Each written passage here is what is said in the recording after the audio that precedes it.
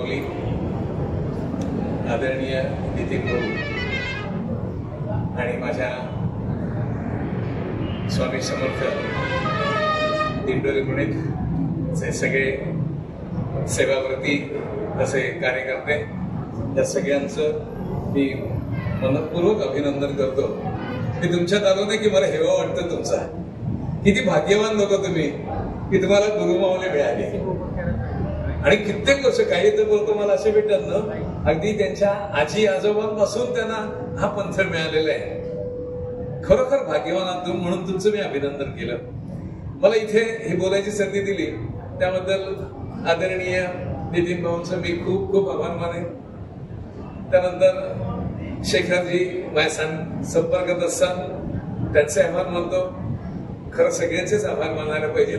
हा, मी बोलायला सुरुवात करतो.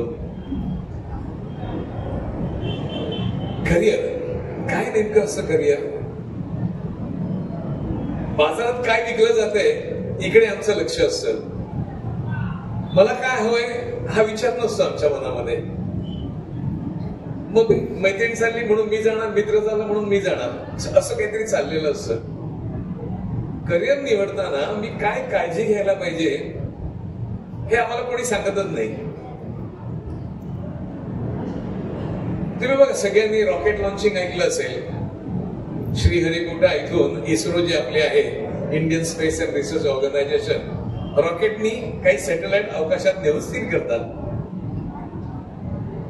रॉकेट लॉन्चिंग अनाऊन्स झालेलं असतं की सोमवारी अमुक वाजता मुहूर्त ठरलेला असतो, इतक्या वाजता लॉन्चिंग होणार आहे. पण नंतर बातमी येते की नाही, ते थांबवलं गेलंय, नंतर होणार आहे. का बरं असं होतं? त्याला कारण आहे, हे रॉकेट लॉन्चिंगला परवानगी देण्यापूर्वी काही टेस्ट चेक असतात.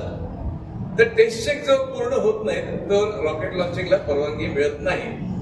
किती बरं टेस्ट चेक असतात? कोणी ऐकलंय का? वाचलंय का कोणी? बघा ना, आम्ही वाचत नाही, वाचायला पाहिजे. 1,85,000 चेक पॉइंट असतात आणि जोवर 1,85,000वी चेक ती तपासणी पूर्ण होत नाही तोवर रॉकेट लॉन्चिंगला परवानगी मिळत नाही. आणि आम्ही आमचं करिअर लॉन्च करायला निघालेलो असतो आणि एकही चेक पॉइंट नसतो. कसं झालं मला सांगा ना. आता 1,85,000 चेक पॉइंट नाही म्हणत मी, आपण वरचे 3 शून्य काढूया. शिल्लक राहिले 185 चेक पॉइंट. तेवढे तरी असायला पाहिजे. मी कुठल्या अभ्यासक्रमाला प्रवेश घेणार आहे, माझी आवड काय, माझी क्षमता काय आहे, तिथे कामाचं स्वरूप कसं असणार आहे, त्या अभ्यासक्रमाला किती वर्ष मला करावे लागणार आहेत, कोणी अभ्यास केलेला तिथला आहे का, त्याची काय प्रगती झाली, तिथे कुठे जॉब मिळणार आहे, कामाचं स्वरूप काय असणार आहे, प्रमोशनल एव्हेन्यूज किती उपलब्ध आहेत, सॅलरी किती असणार आहे, परमनंट नोकरी मिळेल का मला. खूप साऱ्या गोष्टी आहेत.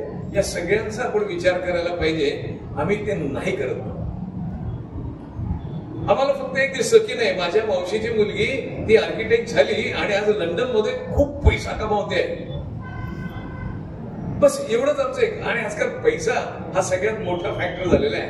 आम्हाला शांतपणे विचार केला तर तुमच्या लक्षात येईल, मनुष्य प्राण्याला जगण्यासाठी किती पैसा लागतो, आनंदानं जगण्यासाठी. खरं तर तुम्हाला आनंद दिलेलाच आहे गुरुमाऊलींनी. अजून आनंद शोधण्याची गरजच नाहीये, तरी पण आम्ही ना त्याच्या मागे राहतो. नाही, सगळे टेस्ट चेक करायला पाहिजेत. आता मी आर्किटेक्ट झाले तर मला काय जॉब मिळणार आहे, सुरुवातीला नोकरी किती पगाराची मिळणार आहे मला माहिती पाहिजे. शिकायला मला 12वी नंतर 5 वर्ष, 10वी नंतर 7 वर्ष लागत आहेत. 7 वर्षात इकडचं जग तिकडे गेलेलं असेल नाही. आमच्या मनात विचार हा, मला ठरलंय, कितीतरी मुली भेटतात मला, सर मला डॉक्टर व्हायचंय, डॉक्टर व्हायचंय, एमबीबीएस व्हायचंय. आणि मग नाही प्रवेश मिळाला, मग वेगळा मार्ग काढणार आम्ही काहीतरी, मग डेंटिस्टला जाणार किंवा फार्मसीला जाणार. जर माझं ठरलंय, माझा संकल्प आहे की मला डॉक्टर व्हायचंय, नक्की होऊ शकता तुम्ही. मग त्यासाठी अभ्यास मात्र करायला पाहिजे. तो अभ्यास इतका असायला पाहिजे. आता काही मुलं भेटतात ते म्हणतात की सर घरची ऐपत नाही आमच्या डॉक्टर होण्यासाठी. मी म्हटलं का नाहीये, एवढा अभ्यास करा नीट परीक्षेचा की तुम्हाला मेरिट मध्ये याल तुम्ही.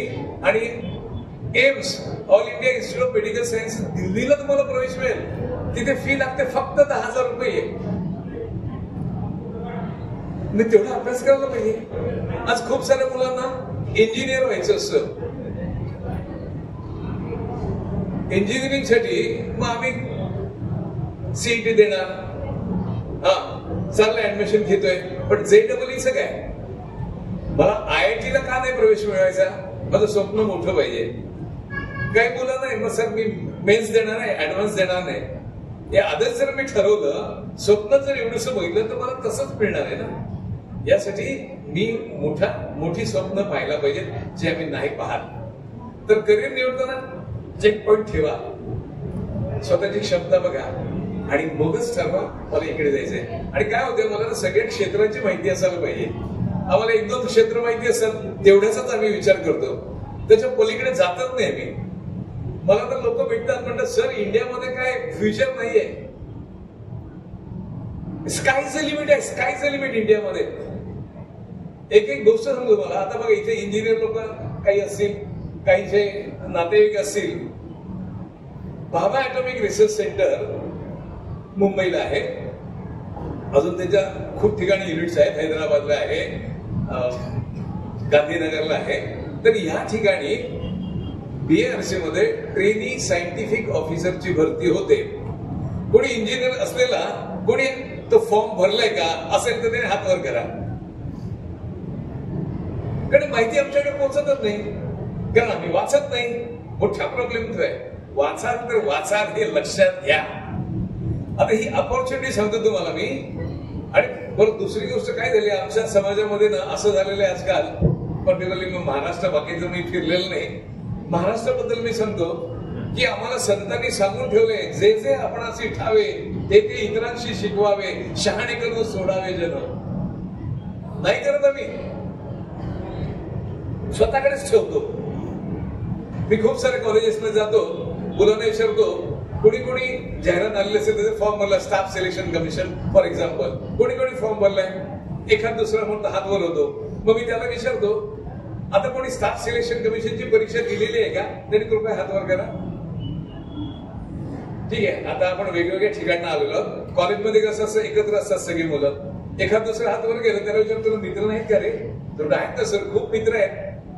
म्हणलं जर तुला मित्र असते तर अजून हात वर झाले असते ना. नाही होत तसं. ते सांगायला पाहिजे, जे मला कळायला आणि दुसऱ्या सांगा. काय झाले आजकाल ना, जर कोणी काही सांगायला गेलं, कशाला फुकटचं चाललंय देतोस, तुला विचारलं होतं का मी, असंही बोलणारे लोक असतात. पण नाही, हे माझं कर्तव्य लक्षात घ्या. प्रत्येकाचं आपलं कर्तव्य. मला जे कळालंय ना, मला दुसऱ्याला सांग. त्याला उपयोगी पडेल नाही पडेल, तो घेईल नाही ती पुढची गोष्ट. मग आजकाल काय झालंय, व्हॉट्सअपवरती खूप मेसेज येतात, अमुक ठिकाणी नोकरी आहे. अरे ते तुम्ही फॉरवर्ड करण्यापूर्वी ते चेक तर करा, ते लाईव्ह आहे का, आता चालू आहे का.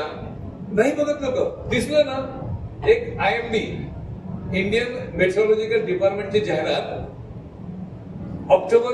ऑगस्ट 2022 ला आली होती. आजही ती व्हॉट्सअपवर फिरते. मराठी तरुणांनो जागे व्हा, हा IMD डिपार्टमेंट मध्ये इतकी चांगली संधी आहे BSc झालेल्या मुलांसाठी. असं कोणी करू नका.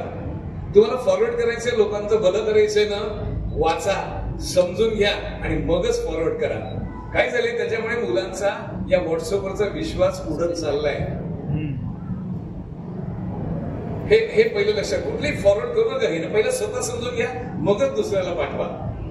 तर आपण होतो करिअरवरती. तर ह्या सगळ्या चेक पॉइंट आपण ठेवायचे आणि मगच करिअर निवडायचे आहे.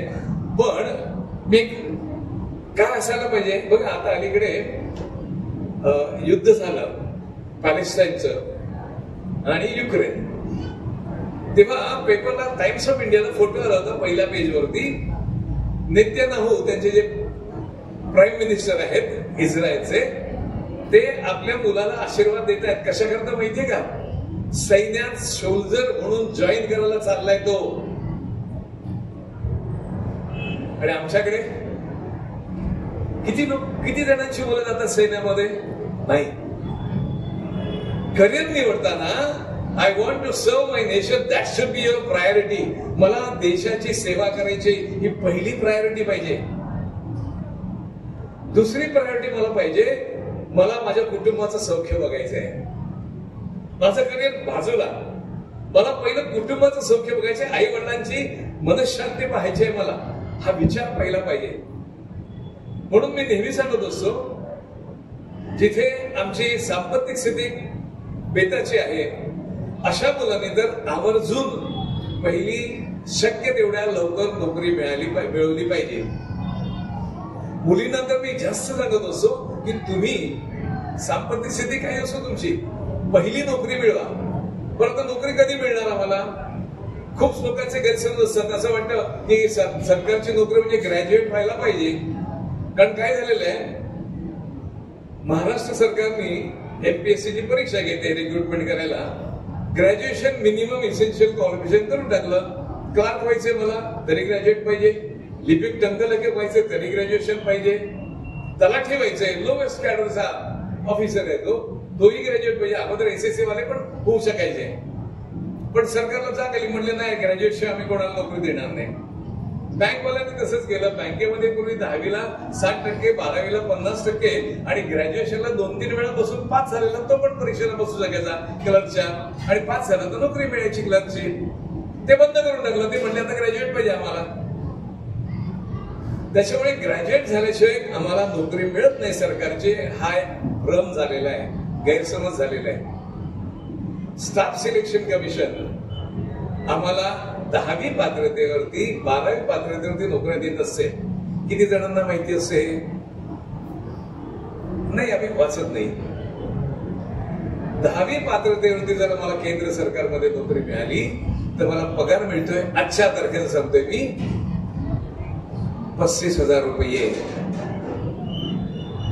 किती ग्रॅज्युएट मुलांना एवढा पगार मिळतो? इंजिनियर मुलांना सुद्धा किती जणांना हा पगार मिळतो? स्टार्टिंग सॅलरी म्हणतो मी, नंतर त्यांच्या कौशल्यावरती वाढत जातो ती गोष्ट वेगळी.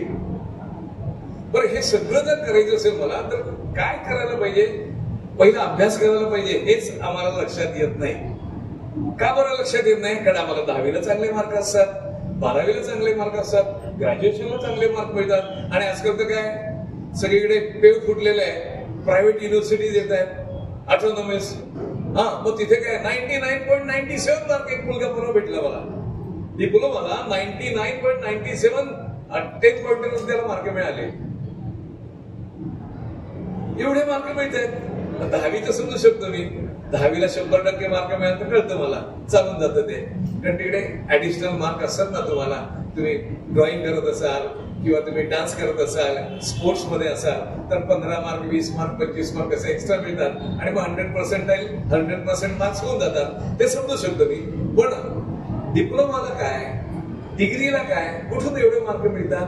पण मिळत असतात मुलांना. बरं, हे मार्क मिळतात, पण आमच्याकडे नॉलेज किती आहे हे बघितलं जात नाही. मोठा प्रॉब्लेम आहे. याला मी थोडा माफ करा सगळ्या पालकांनी, मी पालकांना दोष देतो. आम्हा पालकांना वाटतं की नाही माझ्या मुलाला एवढे मार्क मिळाले म्हणजे माझा मुलगा हुशार आहे. हो, तो हुशार आहेच, वादच नाही, पण त्याकडे नॉलेज किती आहे तर तपासून बघा ना कधी. हे नॉलेज आम्ही तपासून बघत नाही, इथे प्रॉब्लेम आहे. आणि ह्याच कारणामुळे अख्खा महाराष्ट्र मागे आहे. आता तुम्हाला सगळ्यांना गुरुमाऊली भेटली, मार्गदर्शन मिळते, त्याच्यामुळे तुम्ही जागे आहात. पण मी बाहेर जातो ना, पाहतो पूर्ण अज्ञान आहे, पूर्ण अज्ञान आहे, माहितीच नाही आम्हाला. खूप अभ्यास केला, आणि काय झाले आता क्लासेस वगैरे काढत असतात खूप सारे कोचिंग, तिथे चांगल्या प्रकारे मार्गदर्शन मिळतं, गरजेचं असतं ते. पण तिथे कधी कधी ना आम्हाला मिसगाईड केलं जातं.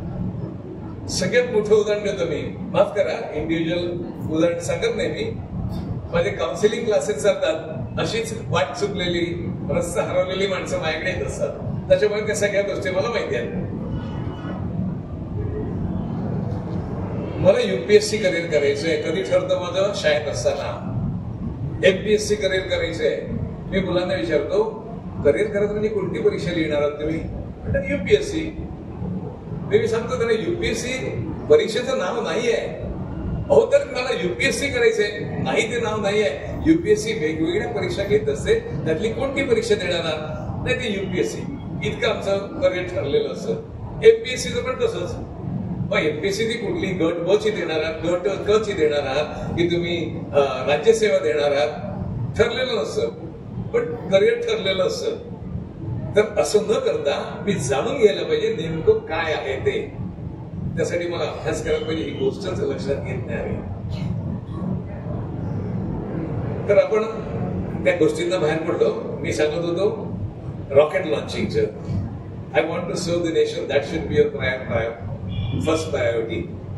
कुठे बरं जाता येईल मला? आता आपल्याकडे अधिकारी इथे आहेत, समोर बसलेत माझ्या. डिफेन्स मध्ये 17 वर्ष नोकरी केली आणि आता 3 परीक्षा पास केलेल्या आहेत. फक्त वाट बघतायत इकडे जाऊ का तिकडे जाऊ का ते ठरायचंय. करता येतं. रिझल्ट बघाल ना तुम्ही, कट ऑफ बघाल ना, तर ओपन कॅटेगरीच्या मुलाला किती मार्क मिळवायला लागतात तेव्हा तो नंबर लागतो त्याचा. त्या तुलनेत जर मी एक्स सर्व्हिसमन असेल तर मला किती मार्क मिळवतात? खूपच कमी मार्क मिळाले तरी चालतात. म्हटल्यानंतर हा ऑप्शन मी घेतच नाही.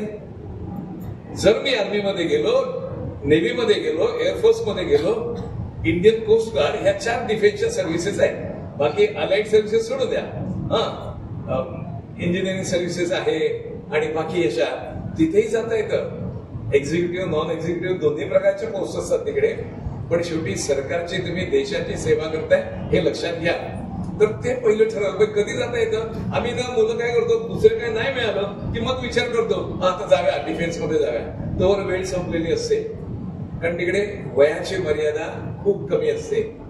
अगदी मला डिफेन्स मध्ये जायचंय आणि समजा एनडीएला जायचंय, नॅशनल डिफेन्स अकॅडमीला जायचंय, तर 16.5 ते 19.5 दॅट्स ऑल. पलीकडे नाही. 12वीला असताना एक परीक्षा, 12वी नंतर अजून एक परीक्षा, काही मुलांना 3 परीक्षा देता येतात, पलीकडे नाही. मग ते मी तेव्हाच विचार करायला पाहिजे मला इंडियाला जायचंय ते. बरं, इंडियाला जायचं म्हटलं तर किती रिस्पेक्ट आहे, नुसती कल्पना नाही करू शकणार तुम्ही. समजा इथली एखादी मुलगी इंडियामध्ये सिलेक्ट झाली, ट्रेनिंग नंतर ती लेफ्टनंट पदावरती बसलेली असणार. काय रुबाब असेल तिचा, नुसती कल्पना करा. एखादा मुलगा इकडे शिरा, त्याला जर तुम्ही बघाल ना तर सगळी लोक त्याच्या प्रेमात पडतील. त्याचं गेस्चर, त्याचा हावभाव, प्रत्येक चाल त्याची ती बघून प्रेमात पडाल. इतकी सुंदर ती अशी नोकरी आहे. नाही आम्ही विचार करत तेव्हा आम्हाला डॉक्टर व्हायचं असं, आम्हाला इंजिनियर व्हायचं असं, म्हणून आम्ही तिकडे फोकस केलं असं, कारण आम्हाला सांगितलेलं असं जे तुम्हाला करायचं तिकडे फोकस करा. आमचं ना हे ओपन पाहिजे. मला बरेच जर काही लोकांचं सांगतात तुम्हाला जर इंजिनियर व्हायचं ना मग बायोलॉजी कशाला घेता, वेळ घालवता. तुमच्याकडे भरपूर वेळ आहे अभ्यास करायला, भरपूर वेळ, पण तुम्ही तो वापरत नाही अभ्यासाला. हा मोठा प्रॉब्लेम आहे. मला बायोलॉजी का नको समजायला? समजा उद्या जर मला इंजिनिअरिंगला ऍडमिशन नाही मिळालं तर मी काय करू शकतो? तिकडे जाऊन कृषी खात्यात जाऊ शकतो. डॉक्टर्स व्हायला पाहिजे असं काही नाहीये. कितीतरी संधी आहेत. सगळ्या जर आता ह्या मुलांना मी नेहमी सांगतो, ज्या मुलांना एमबीबीएसला प्रवेश मिळत नाही त्या मुलांनी मी सांगत असतो सगळ्यात बेस्ट करिअर कुठलं असेल मेडिसिन मधलं तर ते म्हणजे animal husbandry and veterinary science. किती सुंदर करिअर आहे. तुम्ही मानवाची सेवा करता नाही, प्राण्यांची सेवा करता. इतकं सुंदर करिअर ना. माझ्या माहितीत जेवढे हे वेटरनरी डॉक्टर्स आहेत खेड्यापाड्यातले कोणाचंही इन्कम 1 लाखाच्या खाली नाहीये. शहरातले तर कोणाचंही इन्कम 2 लाखाच्या खाली नाहीये. इतकं सुंदर करिअर आहे. बरं, हवा तेवढा वेळ असतो आपल्याला बाकी काय करायला. माझे एक मित्र आहेत वेटरनरी डॉक्टर, ते समाज प्रबोधन करत असतात. एवढा वेळ त्यांच्याकडे असतो आणि बाकी सगळं व्यवस्थित प्रॅक्टिस झालेली आहे त्यांची. हे सगळं करता येतं. पण त्यासाठी मला अभ्यास करायला पाहिजे, हे पहिलं लक्षात घ्या. तर करिअर ठरवायचं आपल्याला, तर करिअर ठरवताना सांगितलेलं देश चेक करा. पहिली प्रायोरिटी द्या, देश सेवा करायची आहे. पण डिफेन्स सांगतो तुम्ही, डिफेन्स मध्ये, आर्मी मध्ये, नेव्ही मध्ये, एअरफोर्स मध्ये मी 10वी पात्रतेवरती नोकरी मिळू शकतो किंवा शकते. पूर्वी मुलींना फार लिमिटेड जागा होत्या, अजूनही कमीच आहेत, पण आता ही एंट्री ओपन आहे. मिलिटरी वुमन पोलीस अशी एक पदाची भरती होते. वर्षभरात एकदाच कधीतरी जाहिरात येते आणि जागा भरतात 100. पण किती क्रेडिटेबल आहे माहितीये का तुम्हाला? या 100 मुलींचं काम काय असतं? बाकी लोकांवर ते लक्ष ठेवणं. बघा, इतकं सुंदर असं काम ते असतं आणि आम्ही कधी विचार नाही करत. 10वी पात्रतेवरती आर्मी मध्ये मला सोल्जर म्हणून जाता येतं, सोल्जर जनरल ड्युटी, त्यानंतर सोल्जर ट्रेड्समन, सोल्जर मेडिकल, त्यानंतर हे किती मान आणि सन्मान मिळतो तुम्ही कल्पना नाही करणार. मी सांगतो बघा, माझी 2005 ची गोष्ट सांगतो तुम्हाला. मी काही मुलं आली माझ्याकडे, म्हणले सर आम्हाला आर्मी मध्ये जायचंय. म्हटलं चला. मग त्यांच्याकडे व्याख्यान ठेवलं आणि मुलं तयार झाली जायला. 2 महिन्यांनी भरती होती ठाण्याला, येऊन राहिली माझ्याकडे. काही मुलं गेले टेस्टला, पण डोक्यात एक, सर तिकडे वशिला लागतो. म्हटलं अजिबात नाही, तिथे मेरिट काउंट्स करतात. ते नाही म्हणे मेडिकलला नापास करतात. म्हटलं हो, मेडिकलला तिथे वेळ नसतो. जेव्हा ग्राउंड टेस्टला तुम्ही जाता तेव्हा त्यांच्याकडे वेळ नसतो. जरा तरी काही चुकीचं दिसलं ते त्याला फेल करतात. पण त्याला अपील असतं ना, अपील मध्ये जाऊन त्याची डिटेल इन्व्हेस्टिगेशन होऊन मग त्याला फेल किंवा पास ठरवलं जातं. पण आम्ही उगाच गैरसमज ठेवून डोक्यात असतो. तशी गेली 2-4 मुलं गेली. माझी 2 मुलांना मेडिकलला नापास केलं. बरं सर तुम्हाला सांगितलं होतं ना तिथे वशिले माझे होते. म्हटलं नाही, अपील करा. अपील केला, दोघेही पास झाले. आज सैन्यामध्ये काम करतायत. आता 10वी झालेला मुलगा, त्याला म्हटलं तुम्ही परदेशात जाऊन काम करू शकाल का? तसे आम्हाला कोण देणार, आम्ही तर 10वी झालेले. तर ही 2 मुलं माझी आज युनायटेड नेशनच्या पीस किपिंग फोर्स मध्ये गेली आणि कोणी आफ्रिकेला गेलं, कोणी अजून देशात गेलं आणि तिकडे त्यांनी काम केलेलं आहे. पगार डॉलर मध्ये घेतला. एवढा डॉलर मधला पगार बघा, किती डॉलरचा आज भाव आहे तो. 86 रुपये जर पकडला आपण तरी 1 रुपयाचे 86 रुपये, 86 पट पगार तिथे मिळून जातो. माहित नसतं म्हणलं, म्हणून आम्ही विचार नाही करत. खूप सुंदर असं संधी असतात. काही लोकांना ना कॉलेजेस मध्ये आजकाल ना हे तुमचं हॉटेल मॅनेजमेंटचे लोक येतात कॉलेजवाले, असं ग्लॉसी पिक्चर तयार करतात. खूप सुंदर प्रेझेंटेशन असतं समोर. काय युनिफॉर्म टकाटक एकदम, असं वाटतं आपल्याला पण असंच पाहिजे. आणि मग आम्ही धावतो तिकडे. त्यापेक्षा जर तुम्ही नेव्ही मध्ये, इंडियन कोस्ट गार्ड मध्ये जर गेलात, तिथे भरती असेल 10वी पात्रतेवरती आणि शेफ, स्टुअर्ड, हायजिनिस्ट ह्या प्रकारचे पद असतात तिथे. तिथे जाऊन 5 वर्ष काम केलं ना आणि बाहेर पडला तर रेड कार्पेट वेलकम तुम्हाला मिळेल 5 स्टार हॉटेलमध्ये. 1 पैसा फी नाही भरायची, वरनं पगार घेऊन शिकायचंय. म्युझिशियन, किती लोकांना काही वाद्य वगैरे वाजवत येतात, वेगवेगळ्या प्रकारचे तंतुवाद्य असेल, कोणाला ढोलक वगैरे सगळे. अशा लोकांची गरज असते तिकडे. सहज भरती होता येतं, काही लागत नाही. आता आर्मी मध्ये सिलेक्ट व्हायला काही लोकांना वाटतं सर ती रिटन टेस्ट असते ना, आम्हाला नाही जमणार. काही कठीण नसतं. 40 वर्गाची परीक्षा सहज जमून जातं, पाठीशी होऊन जातं आपलं सिलेक्शन. हे सगळं कधी विचार करायचा जेव्हा शिकत असताना. ऑप्शन काय झालंय आमच्याकडे ना, आम्ही मुलं ना खूप हुशार आजकाल. आमचं ठरलेलं असतं मला हे करायचंय, मग आम्ही तिकडेच बघतो फक्त. त्याच्यामुळे इथे बाजूला काही आमचं लक्षात नसतं. आम्हाला माहिती असायला पाहिजे काय काय ऑपॉर्च्युनिटीज अवेलेबल आहेत, आम्हाला माहिती असायला पाहिजे आणि मगच ठरवायला पाहिजे माझं करिअर काय ते. आम्ही नाही तो विचार करत, कळायला पाहिजे. म्हणून पहिलं जाणून घ्या किती ऑपॉर्च्युनिटीज आहेत आमच्यासाठी अवेलेबल, त्या जाणून घ्यायचं. यासाठी वाचन पाहिजे. बऱ्याच वर्तमानपत्रामध्ये येत असतं करिअरच्या ह्या वाटा आहेत, पण बऱ्याचदा काय होतं 10वी नंतर 12वी नंतर काय हा कोर्स तो कोर्स तो कोर्स तो कोर्स अशी मोठी लिस्ट दिली जाते. त्या लिस्टनी काय होणार नाही. मला मी किती अभ्यास करणार आहे हे पहिलं माहिती असायला पाहिजे. त्यासाठी मी थोडासा कटू बोलतो, माफ करा मला सगळ्यांनी. मी महाराष्ट्र फिरतोय. नितीन भाऊंची, आदरणीय नितीन भाऊंची मेहरबानी माझ्यावरती. खूप कार्यकर्त्यांना भेटलोय मी, खूप कॉलेजेस मध्ये गेलोय मी आणि माझा अनुभव सांगतो मुलांना. मुलांनो, 90% मुलांना गणित आवडत नाही. बेरीज वजाबाकी गुणाकार येत नाही. आणि आम्ही IAS होणार असतो, आम्ही इंजिनियर होणार असतो, सगळं काही ठरलेलं असतं. मग कसं चालेल सांगा ना मला. आपण एक टेस्ट घेऊया, बघूया किती जणांना छान गणित येते ते. आणि केंद्र सरकारमध्ये नोकरी करायचे फायदे सांगतो तुम्हाला मी, मग त्यातनं त्या प्रश्नाकडे जाऊ. आमच्याकडे नोकरी करायची ना तर मुलींसाठी 0 पैसे फी भरावी लागते अर्ज करायला. अगदी IASच्या परीक्षेला बसायचं तुम्हाला 0 पैसे फी असते. आणि हेच महाराष्ट्र गव्हर्नमेंटच्या नोकऱ्या हव्या असतील तर 1000 वरती GST 180 ट्रान्झॅक्शन चार्जेस आणि अजून काही चार्जेस असं करून साधारणतः 1,500 रुपये भरायला लागतात आम्हाला. इथे 0 पैसे फी भरायची. 10वी पात्रते आम्हाला नोकरी मिळते, 12वी पात्रते नोकरी मिळू शकते, ग्रॅज्युएशन लेवलला नोकरी मिळू शकते आणि पगार मी सांगतो पहिल्या 10वी वरती 35,000, 12वी वरती जर लागला तर 56,000, 51,000, 41,000 वेगवेगळे पदं मिळाली तर. हेच ग्रॅज्युएट म्हणून लागलात तुम्ही स्टाफ सिलेक्शन कमिशनच्या परीक्षेतना तर 6 लाखापासून 11 लाखाच्या अॅन्युअल पॅकेज मध्ये वेगवेगळी 36 पदं असतात.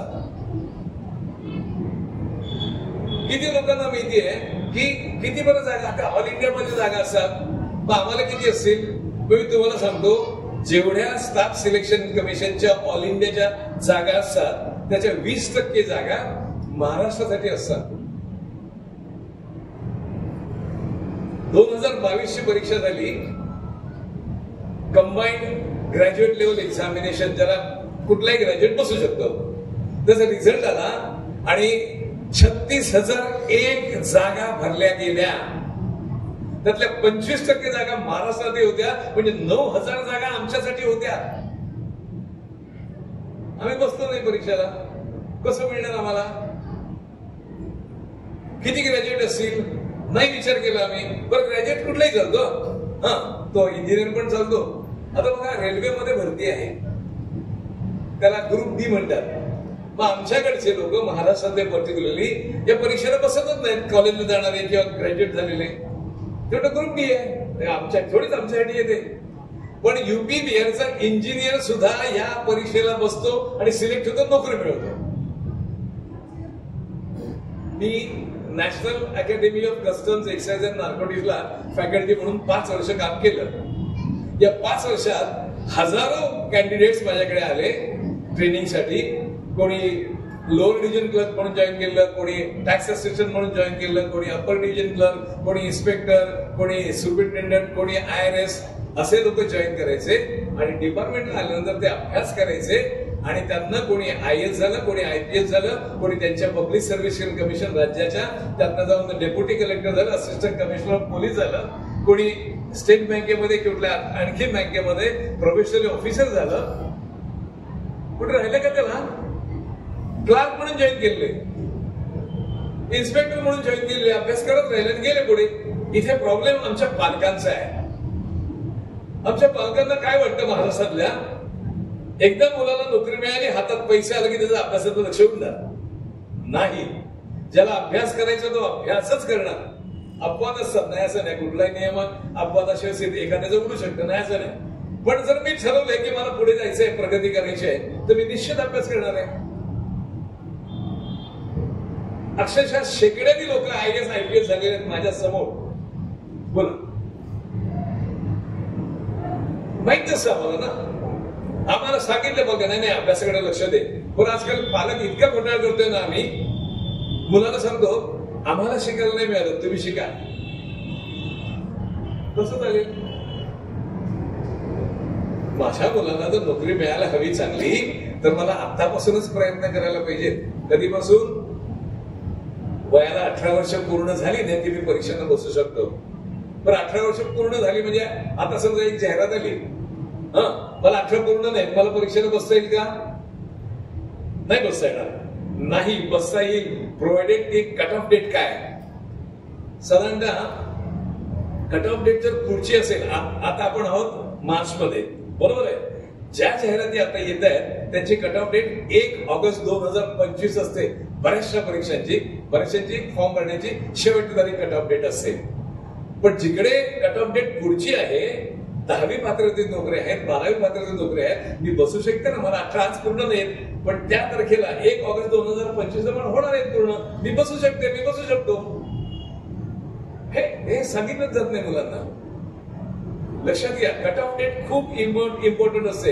एज क्वालिफिकेशन, एज साठी, क्वालिफिकेशन साठी ही डेट महत्वाची असते. आता याच्या पलीकडे जे जाहिराती येतील ना, सगळ्यांना कट ऑफ डेट 1 ऑगस्ट असेल आणि त्या परीक्षांना बसायचं आपल्याला. आणि बरं, या परीक्षांना मी का बसायला सांगतो? कारण आम्ही ना स्वतःला कधी असेसच करत नाही. माझी किती तयारी आहे मला माहितीच नसतं. हा प्रॉब्लेम बऱ्याचदा युपीएससी एमपीएससीच्या परीक्षांच्या बाबतीत आढळतो. कारण काय होतं, वयाला 21 वर्ष पूर्ण झाल्याशिवाय आम्हाला त्या परीक्षांना बसता येत नाही. मग 21 वर्ष पूर्ण झाले की आम्ही परीक्षेला बसतो, रिझल्ट येतो प्रिलिमचा, तेव्हा कळतं माझी तयारी कमी पडली.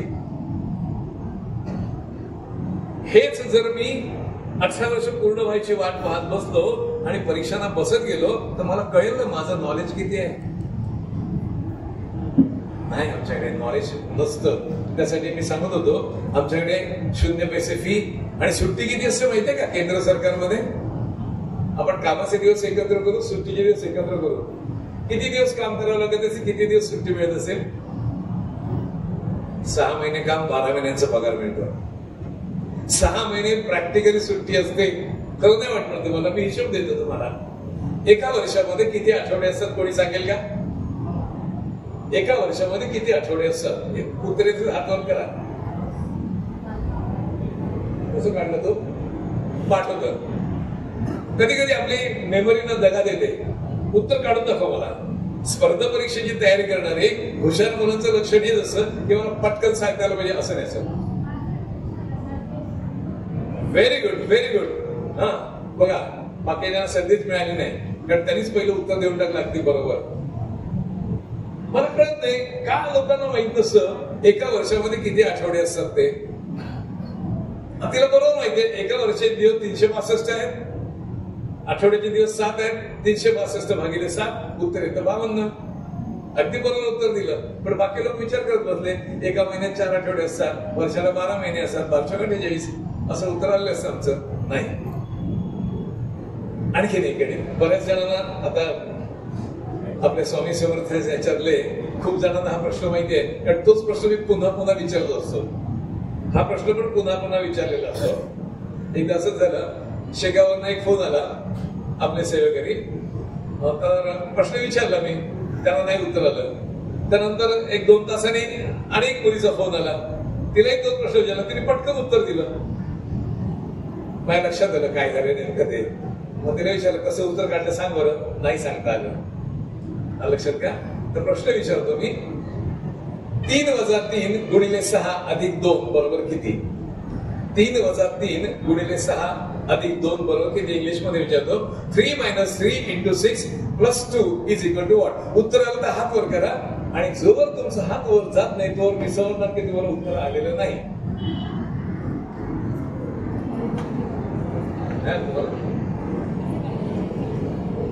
इकडे मुलांमध्ये व्हेरी गुड, 1-2 हात वर झालेले आहेत. छान. मागे पण आहेत का पण आहे? अरे वा, थँक्यू. अरे वा, मुलींमध्ये पण आलेले आहेत. ठीक आहे, आता आपण उत्तर बघूया. ही छोटी मुलगी, तिला पण उत्तर आले. सांग उत्तर तुझं. शाबास. 2 उत्तर कोणाकोणाचं आलेले आहे? उत्तर चुकलेलं आहे. अरे बापरे, 1 कोणाचं नाही आलं. मला वाटतं एकटीच आहे. 8 कोणाचं आले? नाही, मग चुकले. आणि आणि आणि उत्तर हा सांगा. हात वर गेले ते तुम्ही पण सांगा. 17 कोणाचं आले का? 17 उत्तर चुकले. आणि तिथे कोणीतरी पुढे हात वर होता. बघा, गणित एकच विचारलं, उत्तर किती आले बघा. 1 8 आलं, 2 आलं, 17 आलं. आणि काही अजून उत्तर आहे का वेगळं? हात वर करायचं तुम्ही सांगितलं, पण सांगत ते कसं काढलं सांगाल मला तुम्ही? उभे राहून सांगा.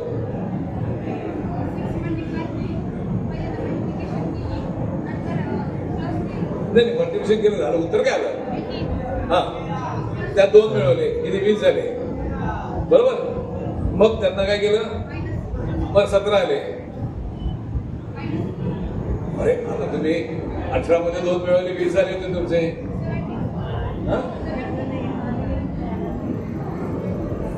ठीक आहे. हा -13 उत्तर माहिती होतं, काढलं जातं. Very good. बघा इतकं सोपा प्रश्न, यात फक्त काय बेरीज आहे, वजाबाकी आहे, गुणाकार आहे, बस त्याच्या पलीकडे काही नाहीये. मग आम्हाला का नाही येत? ज्यांना नाही आलं तरी काळजी करायची नाही. अख्खा महाराष्ट्र असाच आहे, कारण आम्ही अभ्यासच करत नाही. काय पुरावा आले पाहिजे सांगा ना मला तुम्ही, काय पुरावा पाहिजे सांगा. मला माहितीये तुम्ही अभ्यास करता. कुठला अभ्यास करता? परीक्षेपुरता अभ्यास करता. त्याला अभ्यास म्हणत नाहीत. हे सगळ्या पालकांनी लक्षात घ्या. परीक्षेपुरता केलेला अभ्यास अभ्यास नव्हे. मुलांना मार्क चांगले मिळतील शाळेच्या परीक्षांना, 10वीच्या, बोर्डाच्या, 12वीच्या, ग्रॅज्युएशनला, पण तो अभ्यास करतो की नाही हे तपासून पाहिजे असेल तर अभ्यासाच्या 2 व्याख्या आहेत. अभ्यास कशाला म्हणतात? जो सातत्यानं केला जातो त्याला अभ्यास म्हणतात. माझ्या अभ्यासाला सातत्य पाहिजे. थंडी असो, ऊन असो, वारा असो, दिवाळी असो, दसरा असो, गणपती असो, मी अभ्यास करणार म्हणजे करणार. माझी 10वीचा पेपर झाला शेवटचा, मी घरी आले, मी पुस्तक उघडलं आणि वाचत बसले तर मी अभ्यास करते. आमच्या बरोबर सर परीक्षा झाली, आता काय अभ्यास करायचा? कारण मी सगळ्या पालकांना दोष देतो, आम्ही सगळ्या शिक्षकांना इन्क्लुडिंग मी, आम्ही दोष घेतो की आम्ही मुलांना सांगितलंच नाही की अभ्यास कशाला म्हणतात. ते पहिली व्याख्या सांगितली, सातत्यानं केलं त्याला अभ्यास म्हणतात. दुसरी व्याख्या, जो नॉलेज, ज्ञान मिळवण्यासाठी केलं त्याला अभ्यास म्हणतात. आम्ही मुलांना सांगितलंच नाही की एका वर्गात दुसऱ्या वर्गात, 9वीतनं 10वीत जाताना, 8वीतनं 9वीत जाताना जी सुट्टी मिळते मे महिन्याची, ती कशाकरता सुट्टी दिलेली असते? होणार असतो ना म्हणून दिली जाते, वगैरे वगैरे अशी कारण आमच्या डोक्यात असतात. खरं कारण आहे, मागच्या वर्गात मी काय शिकले, मी काय शिकलो हे पक्क करण्यासाठी असते, समजून घेण्यासाठी असते. कितीतरी गोष्टी त्यावेळेला आम्हाला कठीण वाटतात, मग आम्ही ऑप्शनला टाकलेले असतात.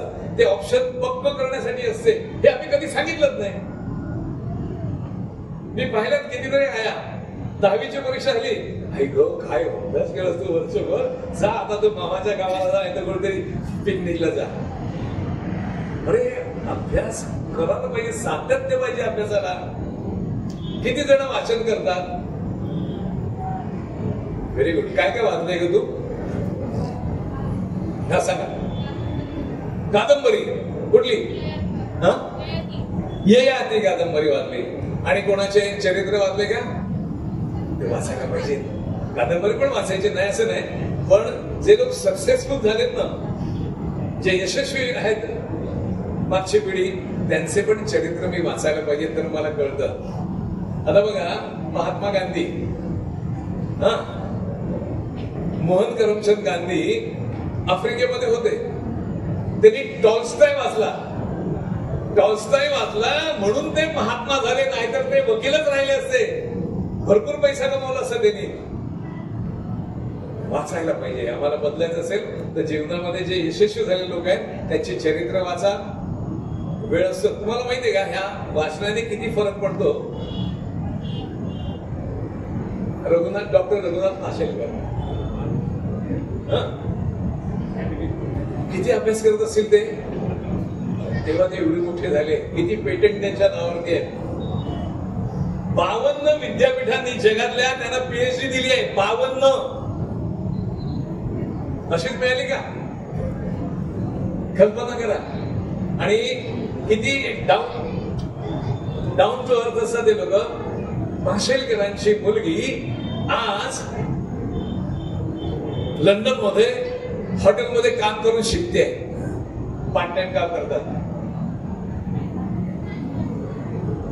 डॉक्टर उदय निडगुडकर परवा आमच्याकडे आले होते.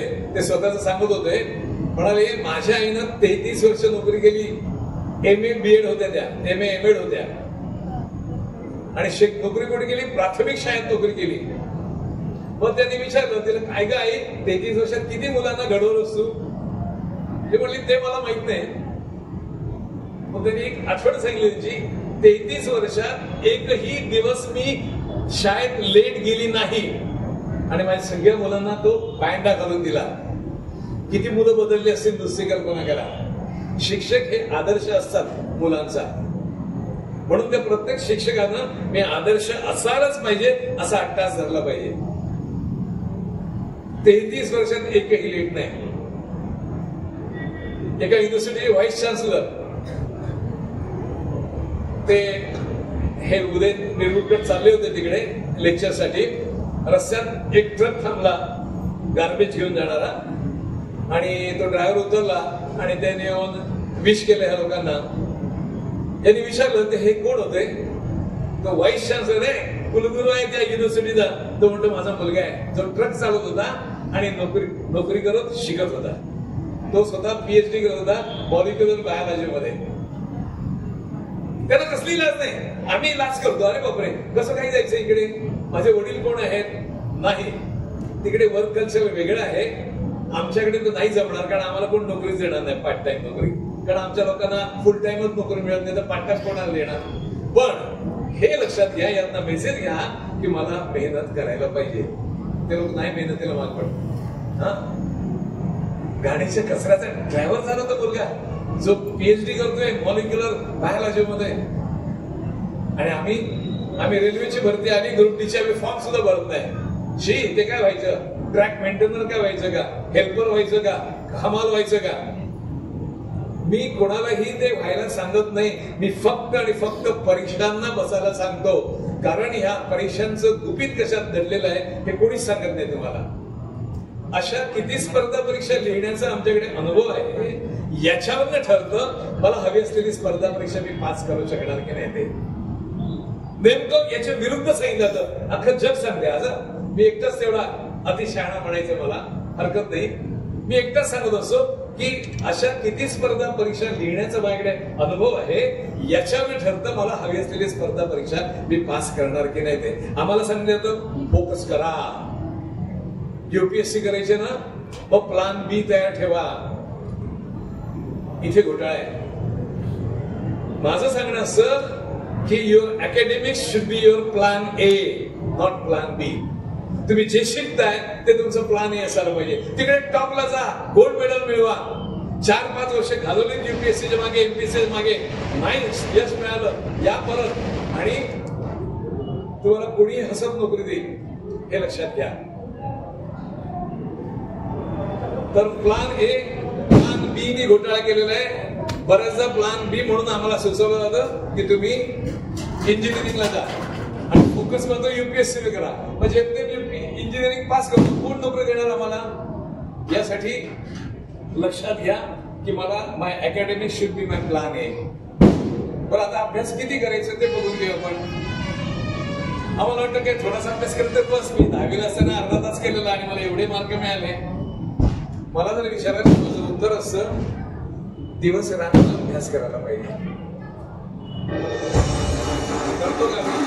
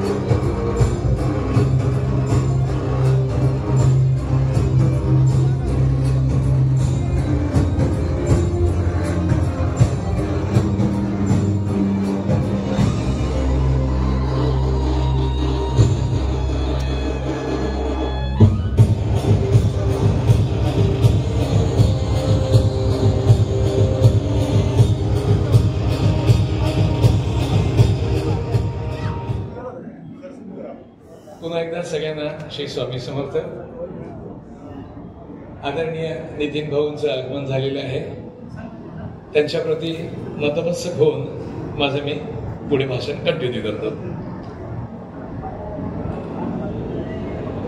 अभ्यासावरती बोलत होतो मी.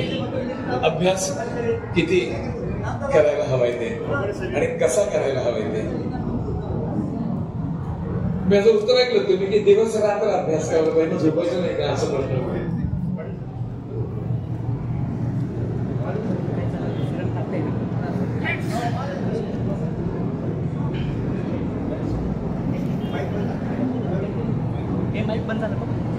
वायर ओढली असेल. वायर वायर वायर वायर बघा वायर.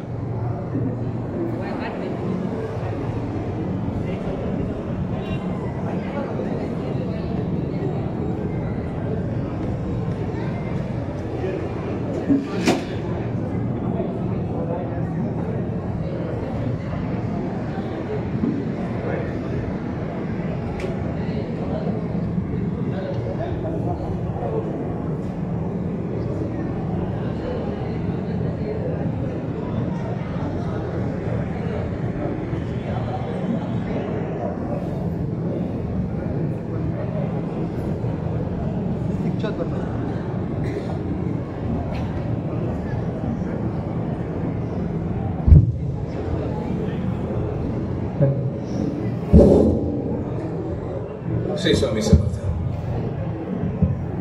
अभ्यासावरती बोलत होतो मी. अभ्यास किती करायला पाहिजे लक्षात घ्या. खूप अभ्यास करायला पाहिजे. आपल्याला जो वाटतं ना की नाही एवढासा अभ्यास पुरे झाला, नाही पुरे. जोवर तुम्हाला सक्सेस मिळत नाही तोवर दिवस रात्र अभ्यास करायला पाहिजे. हे वाक्य लक्षात ठेवा. काय झालंय आमच्या महाराष्ट्रामध्ये हे वाक्य सांगितलं जात नाही. Practice makes man perfect. Unless and until you practice practice and practice you cannot reach to the perfection. आणि मला परफेक्शनला जायचंय तेव्हाच मला हवं ते मिळवता येईल ही गोष्ट नाही आम्हाला सांगितली कोणी. आम्हाला मार्क मिळाले की आम्ही खुश असतो. नाही, मार्क ही तुमची ओळख आहे, वादच नाही त्यात. पण शिक्षणानंतर तुमची खरी प्रगती अवलंबून असते तुमच्या नॉलेजवरती. तुम्हाला काय येतंय, तुम्ही शिकलात ते किती समजलेत तुम्ही, त्याच्यावरती तुमची प्रगती असते सगळी. तुम्हाला हायर एज्युकेशनला जायचंय, चांगली नोकरी मिळवायला जायचंय तर तुमच्याकडे नॉलेज असायला पाहिजे. खूप साऱ्या ठिकाणी फायनल सिलेक्शन इंटरव्ह्यूच्या मार्कांवरती होत असतं. आणि इंटरव्ह्यू काही ठिकाणी तर 45 मिनिटांचा इंटरव्ह्यू असतो प्रत्येक कॅन्डिडेटचा. या 45 मिनिटांमध्ये तुमचं नॉलेज पूर्णपणे टेस्ट केलं जातं, काय तुम्हाला येते ते. आणि ते जर नसेल आमच्याकडे तर प्रॉब्लेम होतो. मार्क चांगले आहेत, पण अगदी 90% मिळालेत, पण इंटरव्ह्यूचं काय, नॉलेजचं काय.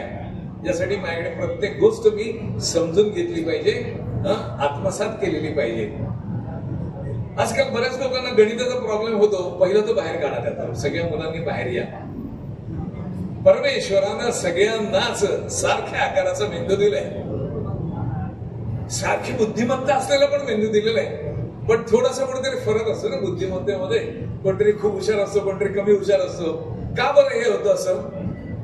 कारण जेव्हा साधारण आपल्या आईच्या उदरामध्ये असताना आपल्या मेंदूची वाढ व्हायला सुरुवात होते. वयाच्या 6 वर्षापर्यंत, काही लोक म्हणतात 10 वर्षापर्यंत चांगली वाढ होते झपाट्यानं. आणि याच दरम्यान कुठेतरी भूकंप झाला, दंगल झाली, युद्ध झालं, सुनामी आली, तर ते जे काही तरंग उठतात ना ते तरंग आमच्या मेंदूच्या वाढीवरती परिणाम करतात. आणि मग थोडेसे कमी जास्त मेंदूच्या लहरी आमच्या तयार होतात. आपली बुद्धिमत्ता आपल्या मेंदूला जे तरंग असतात, ज्या वेव्ज असतात, सुरकुती असतात, त्याच्यावर ठरते.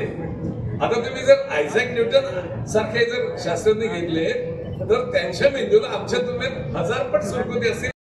मी खालचं बोलत नाही, वरचं बोलत नाही, मी बोलतोय ऑन एन एव्हरेज प्रत्येकाला सारख्या आकाराचा, सारखी बुद्धिमत्ता असलेला मेंदू दिलेला आहे. पण होतं काय, कोणाच्या 20 सुरकुती असतील, कोणाच्या 19, कोणाच्या 18, कोणाची 17, कोणाची 16, एवढाच फरक आहे. याच्या पलीकडे काही नाही.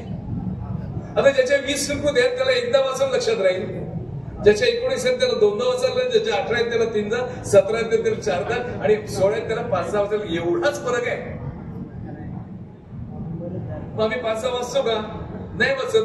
मी मुलांना विचारतो, तुमच्या आता 12वीला आहात, 10वीला आहात किंवा कुठल्या आहात, तर तुम्ही टेक्स्टबुक किती वेळा वाचलं? नाही सर, आमच्या त्या नोट्स असतात त्याच वाचतो आम्ही. कसं चालेल मला सांगा ना.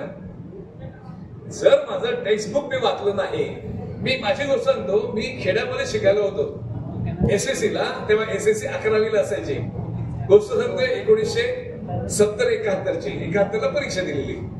माझ्या बरोबर मी शहरात नाही गेलो होतो, त्याच्यामुळे मी 5वी पासून इंग्रजी शिकायला सुरुवात केलेली. खेड्यातल्या मुलांनी 8वी पासून इंग्रजी शिकायला सुरुवात केलेली, ABCD पासून. दरवर्षी इंग्रजीत नापास तरी वरच्या वर्गात जायचे. 8वीत 9वीत 10वीत नापास झाले होते तरी चालायचं, काही फरक नव्हता. पण SSC ला गेल्यावर त्याला कोणी सांगितलं की तुम्ही आता इंग्रजीत नापास झाले तर SSC ला नापास व्हाल. सगळे काळजीत पडले. मी म्हटलं काय घाबरू नका, आपण जा सरांकडे, सरांना विचारले, त्यांचं मार्गदर्शन घेऊ. सरांकडे गेले इंग्रजीच्या. ते म्हणले कोणी घाबरू नका, मी सांगतोय तेवढं करा. म्हणाले प्रत्येकानं प्रत्येक धडा 25 वेळा वाचा, सगळे पास व्हाल म्हणले. आणि परीक्षा झाली. 54 मुलं होतो आम्ही SSC ला, त्यातली 53 मुलं इंग्रजी विषयात पास झाली होती. मला माहित नाही किती जणांनी 25 वेळा धडा वाचला ते, पण 16 ते 20 रुपयाच्या हिशोबानं प्रत्येकानं किमान 5 वेळा फक्त धडा वाचला असेल हे निश्चित. नाही काही घडत नसतं. करून बघा. आता आम्हाला हा विषय कठीण वाटतो, तो कठीण वाटतो, हा आवडत नाही, तो आवडत नाही, त्याच्यावरती उपाय सांगतो तुम्हाला मी. बघा, मी एक स्टेटमेंट करतो, A = B. A = B. तुम्हाला असं म्हणता येईल का B = A? होईल ना? का नाही?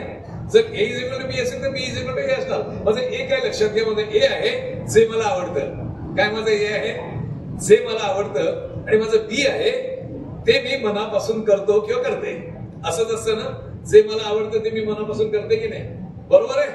हा, आता मी काय केलं, B ला पुढे आणलं आणि त्याला काय कशाला जोडायचं बघा. B ला जे मला आवडत नाही, जे मला आवडत नाही त्याला B जोडलं. मी B काय माझं, ते मी मनापासून करायला सुरुवात केली. जे मला आवडत नाही ते मी मनापासून करायला सुरुवात केली. = A होणार आहे. हे काय, ते मला आवडायला लागेल. इतकं सोपं असतं मुलांना, इतकं सोपं असतं. फक्त मनापासून करायची गरज आहे. उगाच कोणी समजू नका की मला गणित येत नाही, मला इंग्रजी येत नाही. पहिली गोष्ट लक्षात, सायकोलॉजी काय सांगते, माणूस जन्मालाच येत नाही. हुशार कमी हुशार का ठरतं, त्याला केलेल्या मेहनतीवर ठरत असतं. मी आपोआप सोडतो, खालचे वरती सोडून दिले. ऑन एन एव्हरेजची गोष्ट करतोय मी. मला पण येईल ना, फक्त मी केलं नाही म्हणून आलं नाही. त्यावेळेला काय होतं, आपली परीक्षा समोर आलेली असते, अभ्यास करत असतो. परीक्षा जवळ आले की आम्ही अभ्यास करतो. वेळ कमी असतो, एखादा विषय कठीण वाटला, ऑप्शन बाजूला सोडून देतो आपण, हा, आणि गाडी पुढे चालू ठेवतो. त्याच्यामुळे होतं काय, आमचा पाया कच्चा राहतो. आज स्पर्धा परीक्षांमध्ये महाराष्ट्र मागे असण्याचं पहिलं कारण हेच आहे की आमचा पाया कच्चा असतो. पाया पक्का असायला पाहिजे. 10वी पर्यंत मी काय शिकलोय, प्रत्येक गोष्ट मला आली पाहिजे, मला समजली पाहिजे. मला समजली कधी समजायचं, जेव्हा मला दुसऱ्याला शिकवतील ना तेव्हा समजायचं. त्या लेवलला जाऊन आम्ही अभ्यास नाही करत, करायला पाहिजे. पुन्हा सांगितलं, नॉलेज मिळवण्यासाठी अभ्यास करायचंय हे पहिलं विसरू नका कधी. नुसत्या मानकांवरती खुश राहू नका. मार्क तर हवेतच, पण नॉलेज सुद्धा हवे माझ्याकडे. कारण सगळी प्रगती आमची आमच्या नॉलेजवरती अवलंबून असणार आहे, हे लक्षात घ्या. आणि लागा अभ्यासाला. बरं, किती अभ्यास करायचा पुन्हा प्रश्न पडतो. माझं सांगितलं उत्तर तुम्हाला मी, दिवस रात्र अभ्यास करणे जोर सक्सेस मिळत नाही तोवर. बरोबर आहे. मला कोण सांगेल दिवसाला किती तास असतात इकडे पुरुषांकडे, एका दिवसामध्ये किती तास असतात? कोणी सांगा हात वर करून. एका दिवसामध्ये किती तास असतात?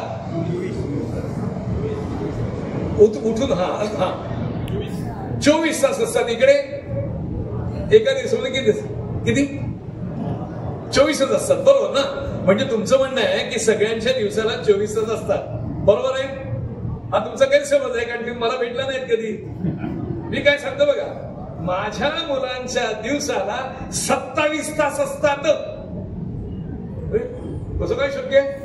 सगळ्यांच्या दिवसाला 24 असतात आणि हा कोण शहाणा याच्या मुलांच्या दिवसाला 27 सांगतो. पहिली माझी मुलं म्हणजे कोण सांगतो? माझी मुलं म्हणजे दोज हू फॉलो मी, जे माझं ऐकतात, मी सांगेन तसा अभ्यास करतात, त्यांच्या दिवसाला 27 तास असतात. कसे ते सांगतो.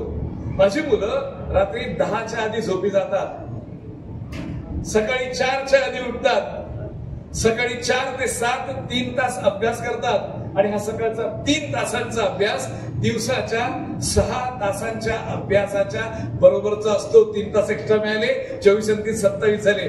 आणि आज आदरणीय नितीन भाऊंच्या मुळे मी महाराष्ट्रात खूप ठिकाणी फिरलोय. त्याच्यामुळे महाराष्ट्रातले असे कितीतरी विद्यार्थी अभ्यास करतायत 27 तास घेऊन, आणि त्यांच्याशी तुम्हाला स्पर्धा करायची, स्पर्धेत टिकून राहायचं असेल तर तुम्हाला सुद्धा दिवसाला 27 तास बनवावे लागतील. तर तुम्हाला सोपं पडेल, नाहीतर कठीण जाईल.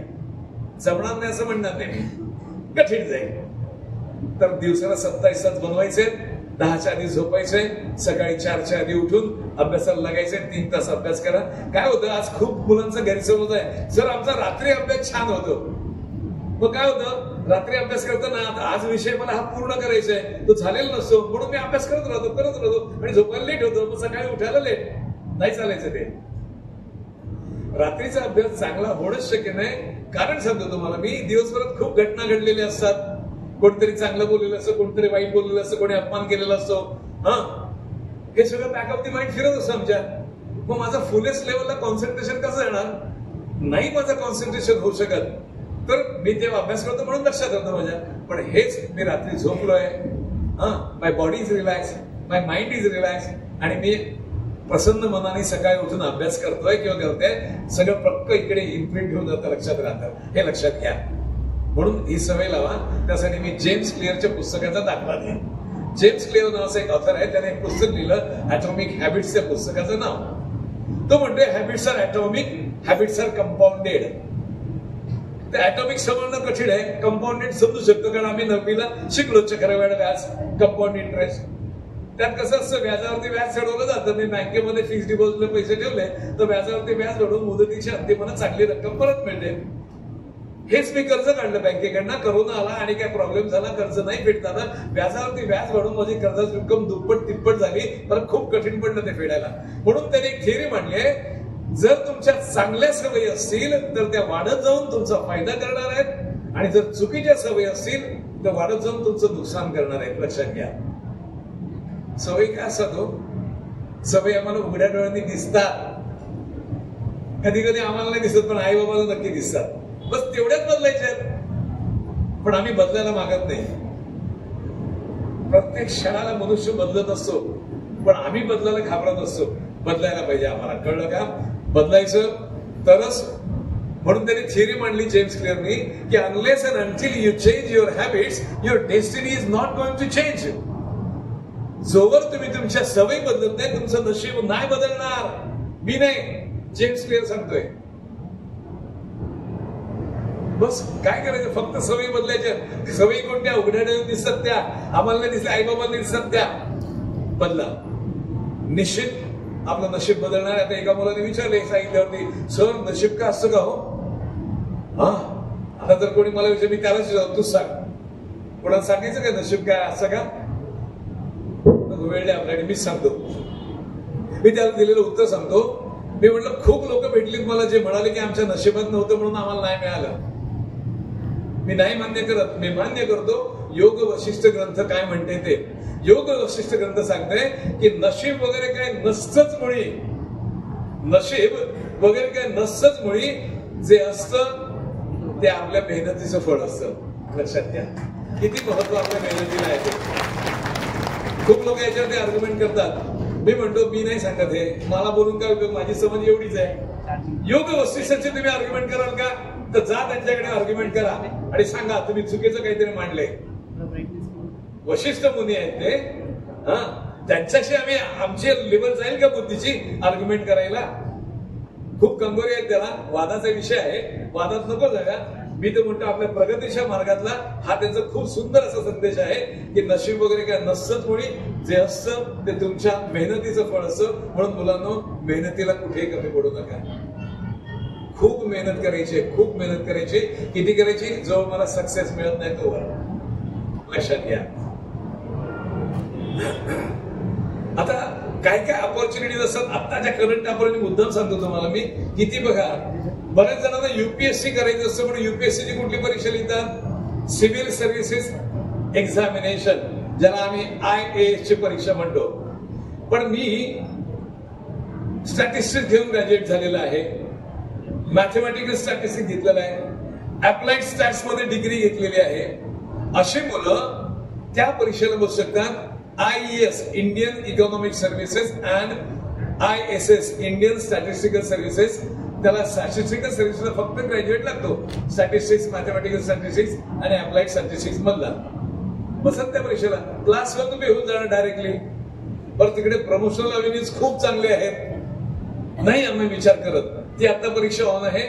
4 मार्च शेवटची तारीख आहे. कोणी असेल स्टॅटिस्टिक्स वाले ग्रॅज्युएट, मॅथमॅटिक्स स्टॅटिस्टिक्स किंवा अप्लाइड स्टॅटिस्टिक्स, त्यांनी बसावं त्या परीक्षेला आणि प्रयत्न करावा. त्यानंतर CMS combined medical services examination होते. MBBS झालेले असतील कोणी, करा प्रयत्न, जा या परीक्षेला. 705 जागा आहेत ऑल इंडियामध्ये. आणि 11 मार्च शेवटची तारीख आहे फॉर्म भरण्याची. AIIMS Delhi, all India institute of medical sciences, nursing ऑफिसरची भरती होते तिकडे. त्यांची त्यासाठी परीक्षा होते, nursing officers common entrance test म्हणून. त्या टेस्टला जर बसला तर आजच्या तारखेला पगार किती मिळतो माहितीये का? 86,000 रुपये. भारतभरामध्ये 20 एम्स आहेत. त्यातली महाराष्ट्रामध्ये एक आहे नागपूरला, भोपाळला आहे, खूप ठिकाणी आहेत. पण बघा, GNM झालेल्या सुद्धा मुलं त्यात जाऊ शकतात. मुलं मुलींना दोघांना सध्या आहे. 80% जागा मुलींसाठी, 20% जागा मुलांसाठी असतात. आणि परीक्षा त्याची होणार. त्यात जर सक्सेस मिळालं, मेरिटमध्ये आले, तर आम्हाला डायरेक्ट नर्सिंग ऑफिसर, साधारणतः आजच्या तारखेला 3,000 वॅकन्सीज आहेत. बसायचं तर बरेच कोणी असेल सांगा तुमच्या.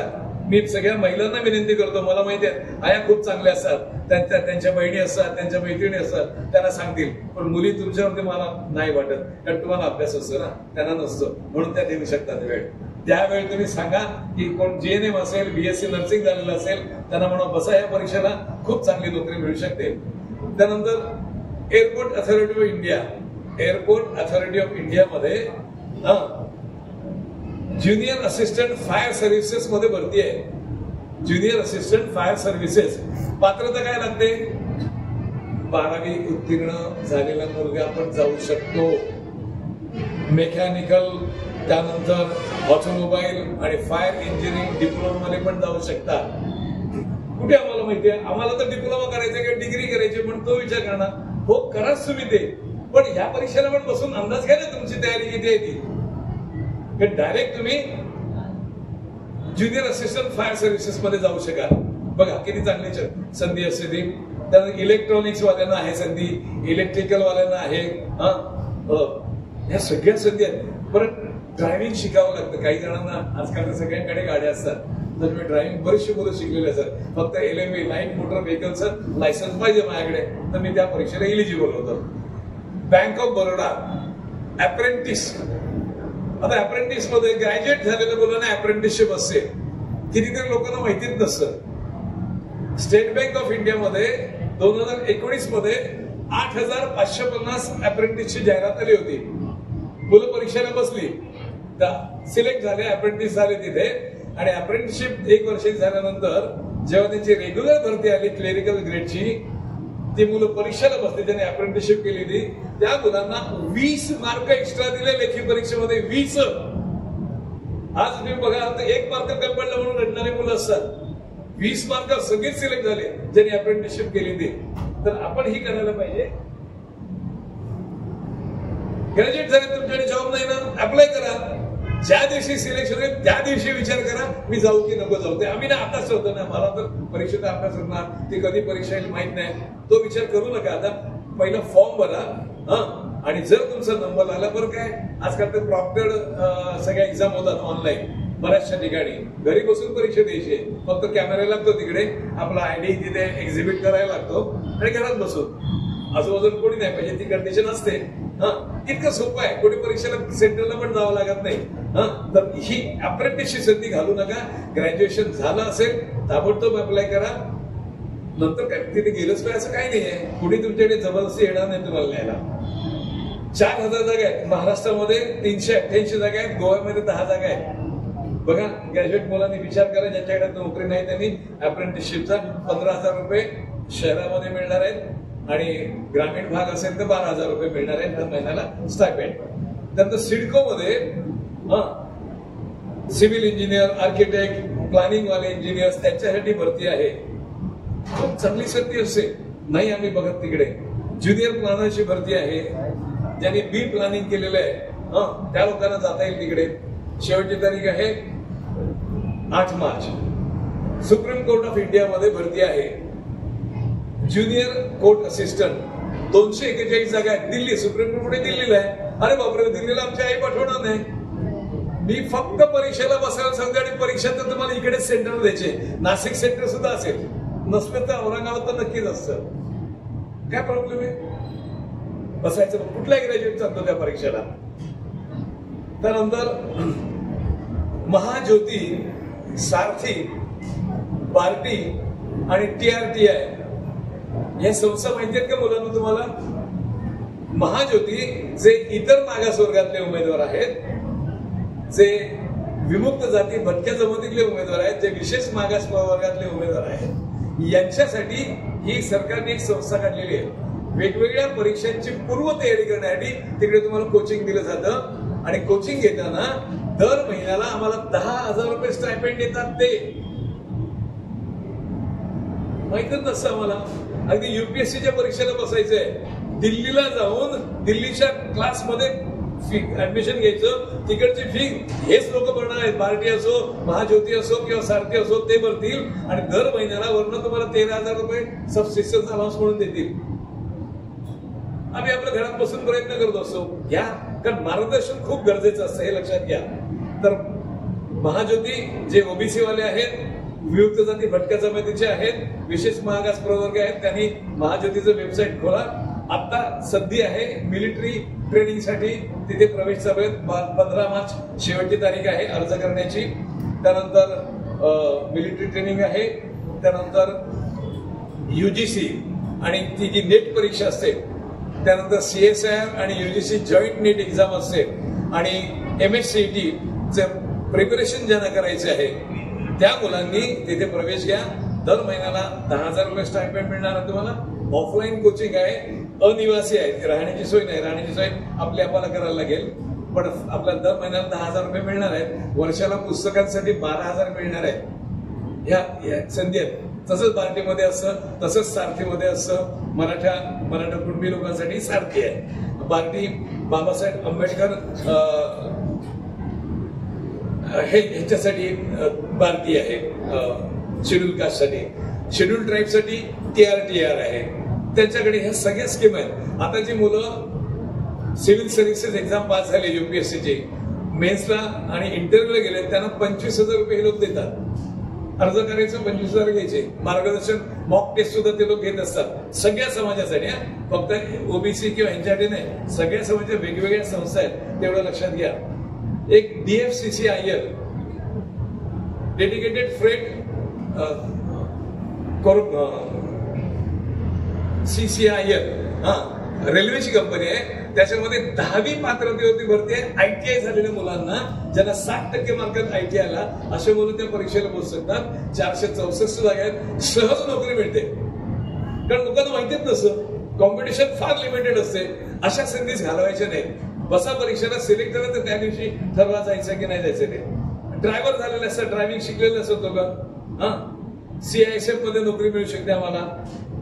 IISER Indian institute of science education and research, तिथे इंटर्नशिपला मुलांना जाता येते. इंजिनिअरिंगच्या जे दुसऱ्या वर्षात, तिसऱ्या वर्षात, चौथ्या वर्षात शिकतात किंवा MSCची मुलं जे पहिल्या वर्षात शिकतात त्यांना इंटर्नशिप मिळते 4 ते 8 आठवड्यांची.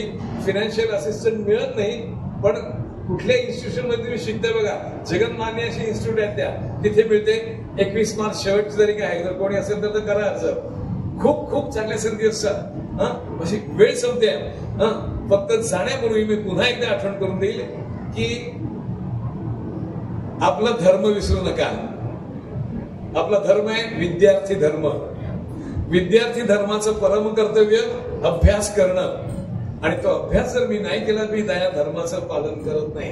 मी खेदानं म्हणतो की आम्ही विसरलोय आमचा धर्म. अभ्यास करायलाच पाहिजे.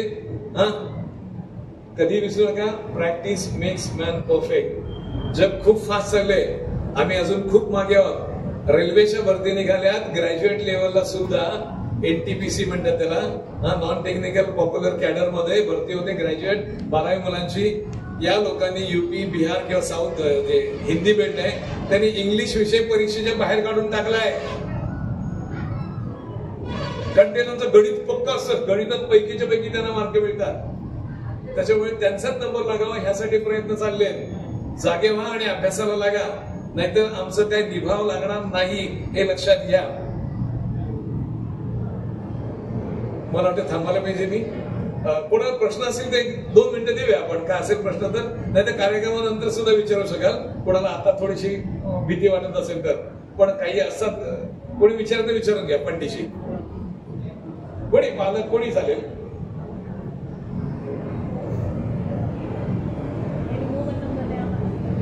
ते सगळ्यांना तुम्हाला ना या स्टाफ सिलेक्शन कमिशनचं टाइम टेबल देणार आहे. वर्षभरात कुठल्या कुठल्या परीक्षा निघणार आहेत, कधी जाहीर होणार आहेत, कधी परीक्षा असणार आहे, हे सगळ्याची माहिती त्यात आहे. प्रत्येकानं ते काउंटरला कलेक्ट करा जाताना. समजा एखाद्याने चुकून घेतलं, त्यांच्या कामाचं नाहीये, ते कोणाला कामाचं आहे त्याला देऊन टाका, वाया घालू नका. एवढीच एक विनंती आहे. आणि प्रश्न कोणी विचारायला हात वर नाही केलेला, मला वाटतं मी थांबायला पाहिजे. पुन्हा एकदा श्री स्वामी समर्थ आणि आदरणीय नितीन भाऊ गुरुमावळी या सगळ्यांच्या पुढे मी नतमस्तक होतो. आणि मला ही संधी दिली त्याबद्दल त्यांना खूप खूप धन्यवाद देतो. आणि सगळ्यांना खूप शुभेच्छा देऊन इथेच थांबतो. धन्यवाद.